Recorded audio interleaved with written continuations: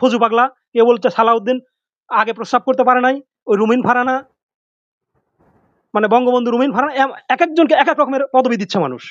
এগুলো কি এরা দেখে না? দলের হাইকমান্ড দেখে না? এরা কি একেবারে অন্ধ বধির হয়ে গেছে আজকের এই নৃশংসতা দিকে? যে এত নিম্ন কুরুচিপূর্ণ প্রাণী এরা, যাদেরকে জায়গা দিয়েছে। কেমন কুরুচিপূর্ণ প্রাণী? গাইবান্ধায় যে কিনা আওয়ামী লীগের এমপি প্রার্থী ছিল, তাকে নিয়ে এসেছে বিএনপির। বিএনপিতে এত নেতার সংকট পড়েছে, একটা ছেলে যে নামাজ পড়তে গিয়েছিল বিএনপির, তাকে সেখানে আপনি বললেন যে হত্যা করেছে, এবং হাতের রক পায়ের রক কেটে দিয়েছে। মর্মান্তিক ঘটনা। কে কেটেছে এটা? সেটার কি তদন্ত হয়েছে? যে পাথর নিক্ষেপ করে যাকে হত্যা করেছে, দুইজনই বিএনপি। ওটা দেখার পরে আমার আসলে কি বলবো, সব ভাষা হেরে ফেলছি। এরকম মর্মান্তিক ঘটনা দেখলে আসলে নিজেকে কন্ট্রোল করা অনেক কঠিন। আর রবিবার কথাবার্তা আজকে আমার অনেক ভালো লাগছে, কারণ ওনাদের মতো রাজনীতিবিদদের কাছ থেকে আমরা এরকম কথাবার্তা শুনতে চাই। আর এই যারা মনে করেন এগুলা অকারেন্স গুলা করতেছে, আসলে ওরা হইলো কি আপনার সুবিধা আমার এলাকায় ভাই রক কাটছে যে এটাও কইেন। আমার এলাকায় এরকম অনেক লোক আছে, আমার নিজের কাছে পর্যন্ত সাদা চাইছে, বুঝছেন। ওনারা আগে আওয়ামী লীগ করতে, এখন বিএনপি করে, এমনকি এমপি প্রার্থীদের সাথে বসে, যারা ক্যান্ডিডেট বর্তমানে বিএনপির উপজেলা লেভেলে, জাতীয় সংসদে, ওনাদের সাথে প্রথম কাতারে বসে এবং এলাকার টহল দিয়ে ওরাই সাদাবাদী সন্ত্রাসী মাস্তানি করতেছে। তো ওনারা যদি আওয়ামী লীগের কাছ থেকে শিক্ষা না নেয়, তাহলে দেখা যাবে ভবিষ্যতে কি হয়। ধন্যবাদ। জি ধন্যবাদ। ইসমাইল, এমডি ইসমাইল আনমিট করেন, বলেন কোন প্রশ্নটা। মিউট আছেন ভাই, আনমিউট করতে হবে। হ্যাঁ, আসসালামু আলাইকুম ওয়া রাহমাতুল্লাহ। শোনা যাচ্ছে মনির? জি শুনতে পাচ্ছি। দেওয়ার জন্য সম্মানিত অতিথিগণ সবাইকে আসসালামু আলাইকুম ওয়া রাহমাতুল্লাহ। আজকে এই মিটফু জিনিসটা দেখলাম, খুব মানে 28 অক্টোবর কথা হঠাৎ মনে পড়লাম। এগুলো করে গেছে বিএনপি থেকে, আমরা এই জিনিসটা আশা করিনি। 24শে জুলাই অনেকগুলো ভিডিও আছে, মানুষ কিভাবে কুপিয়ে ছাত্রদেরকে হাত পা আলাদা আলাদা করে দিছি। বিএনপি একটা শহীদ প্রেসিডেন্ট জিয়া রহমানের দল, জিয়ার দল। এই কর্মীরা যদি এখনো ক্ষমতা আসে নাই, যদি এই অবস্থা করে, তাহলে সামনে কি অবস্থা হবে? বিএনপি আওয়ামী লীগ বললো যে, ওবায়দুল কাদের বললো যে আমাদের 5 লক্ষ লোক হত্যা হবে। যদি সরাসরি বিএনপি ক্ষমতা আসতো, আসলে বেশি, কারণ যারা তারা তো আওয়ামী লীগকে ছাড়তো না। আওয়ামী লীগ ভালো যে সরাসরি বিএনপি, কারণ বিএনপি ক্ষমতা আসবার আগে যে অবস্থা করতেছি। আমি এই যে রবি ভাই আসছেন, আমি আরো কয়েকবার বলছি যে বিএনপি আমরা এমনি এমনি চাই, শহীদ জিয়া রহমান আদর্শ না। প্রশ্নটা বলেন, আর অনেক দর্শক আছে, সবাইকে সুযোগ দিতে হবে। তাহলে আমি শেষ করে দিচ্ছি।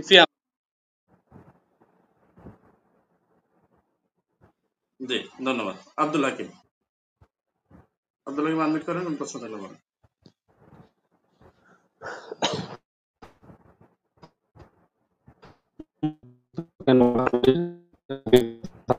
মনির ভাই, রবি ভাই, আজকে মানে বুধবারের ঘটনা, আজকে ভিডিও বের হয়েছে, লগি বইটার নৃশংসতাকেও আজকে হার মানিয়েছে। এতটা নৃশংস ঘটনা যেটা আজকে ভিডিওর মাধ্যমে দেখলাম, মিডিয়ার বদৌলতে দেখলাম, এত নৃশংসতা আমি আমার লাইফে আর কখনো দেখিনি। ভিডিওতে হোক বা লাইভ হোক, এরকম নৃশংসতা আর কখনো দেখিনি, যে নৃশংসতা আজকে ঘটলো। মনির ভাই, আপনি শিরোনাম করেছেন যে চাঁদা না দেওয়ায় ব্যবসায়ীকে আসলে দুজনই বিএনপি, দুজনে এই সিন্ডিকেটের ব্যবসা করতো। সিন্ডিকেট প্রভাব বিস্তারকে কেন্দ্র করে আজকের এই হত্যা। তো প্রভাব বিস্তার হোক আর চাঁদার জন্যই হোক, সময়ের কণ্ঠস্বরে এটা উল্লেখ করেছে, যে জন্যই হোক হত্যা, কিন্তু হত্যার ধরনটা একেবারে নির্মম। রবি ভাই, বিএনপি 2001 সালে ক্ষমতায় এসেছিল, 2003 সালে একটা অপারেশন দিয়েছিল, যে অপারেশনের নাম ছিল অপারেশন ক্লিন হার্ট। এই অপারেশন ক্লিন হার্টে বিএনপি ক্ষমতায় থাকা অবস্থায় সন্ত্রাসকে দমন করেছিল, কিন্তু বিএনপির হাতে আজকে সে সুযোগ নেই। কিন্তু ওই অপারেশন ক্লিন হার্ট থেকে বিএনপি আজকে শিক্ষা নেয়নি। তারপরেও যে 17 বছর সময় বললেন যে জেলে থেকেছেন পান্তা ভাত কাঁচা মরিচ দিয়ে, সেখান থেকেও বিএনপি শিক্ষা নেয়নি। আসলে আজকের আগ পর্যন্ত বিএনপি সম্বন্ধে কেউ কিছু বললে খুব খুব আঘাত লাগতো, কিন্তু আজকে সে জিনিসটা আমি ভুলে গেছি মনির ভাই, রবি ভাই। আজকের এই নৃশংসতা দিকে, যে এত নিম্ন কুরুচিপূর্ণ প্রাণী এরা, যাদেরকে জায়গা দিয়েছে, কেমন কুরুচিপূর্ণ প্রাণী, গাইবান্ধায় যে কিনা আওয়ামী লীগের এমপি প্রার্থী ছিল তাকে নিয়ে এসেছে বিএনপির প্রার্থী। বিএনপিতে এত নেতার সংকট পড়েছে, একটা ছেলে যে নামাজ পড়তে গিয়েছিল বিএনপির, তাকে সেখানে আপনি বললেন যে হত্যা করেছে এবং হাতের রক পায়ের রক কেটে দিয়েছে। মর্মান্তিক ঘটনা। কে কেটেছে এটা? সেটার কি তদন্ত হয়েছে?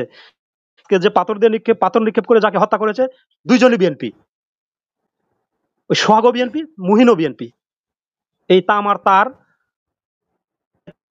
সিন্ডিকেট এখান থেকে এই ঘটনার সূত্রপাত।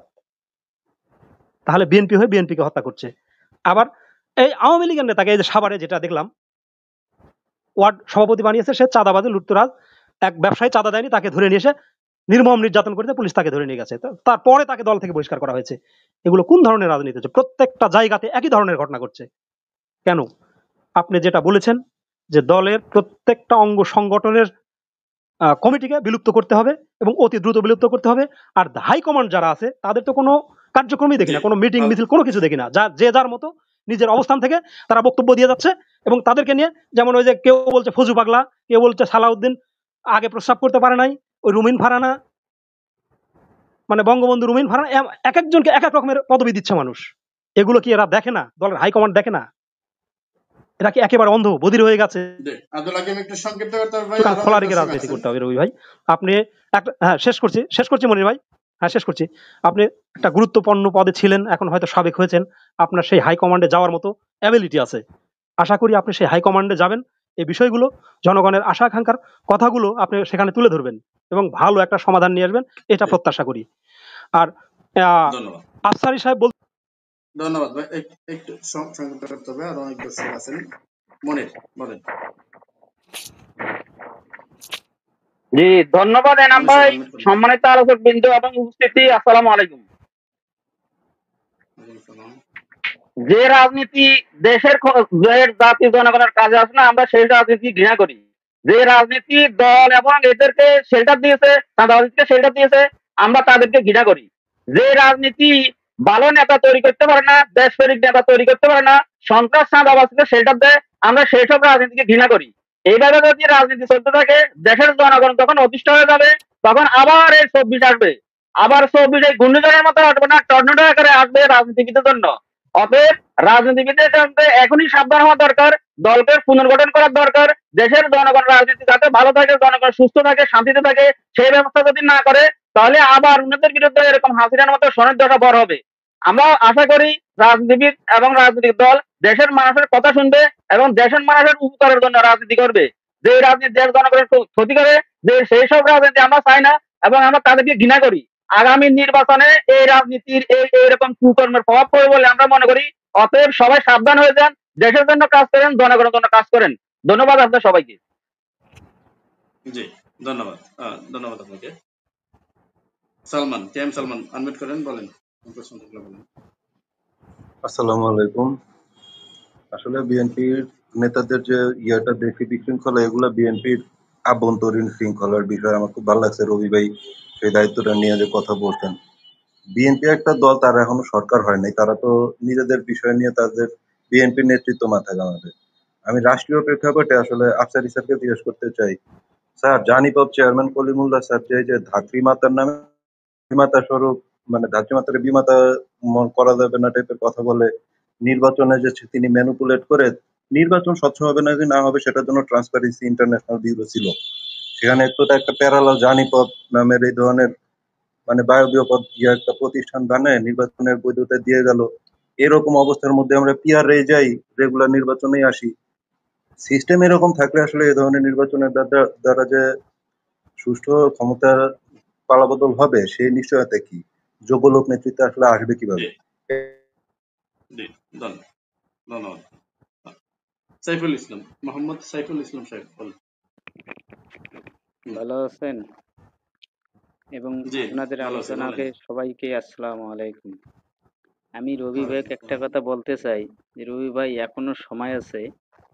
আমাদের দেশ নায়ক তারেক জিয়া এখনো দেশে যদি আসে তাহলে এই বিএনপির কিছু কিছু জিনিস কিন্তু হচ্ছে এটা কিন্তু বন্ধ হয়ে যাবে। যদি দেশে তারেক জিয়া না আসে তাহলে আরো অনেক কিছু হবে আর বিএনপি আরো অনেক কিছু দিক দিয়ে হারে যাবে। এবং আমি আফসারি স্যারকে একটা কথা বলতে চাই যে আফসারি স্যার, আপনি যে পিএর পদ্ধতিতে নির্বাচন চান, এই নির্বাচনে আপনি আগে তত্ত্বাবধায়ক সরকারে নিয়ে নির্বাচন করেন। এই কয়টা সিট পান, সিট কয়টা পান, নতুন নতুন দল পিএর পদ্ধতিতে নির্বাচন না দিয়ে তত্ত্বাবধায়ক সরকার সেনাবাহিনীর আন্ডারে নির্বাচন দেন, এটা আবেদন করেন। পিএর পদ্ধতিতে নির্বাচন করলে আপনারা তো ওই নিবন্ধন আপনাদের থাকবে না। ওই যে তৃণমূল পার্টি যেরকম 24 সালে নির্বাচন করছে ওই রকম তো হইতে পারে। ওই জন্য আপনারা পিএর পদ্ধতি নির্বাচন চাচ্ছেন যে আমরা যদি পিএর পদ্ধতি নির্বাচনে যাই তাহলে আমাদের একটা হইলেও সিট থাকবে। এইটা। আসসালামু আলাইকুম। জি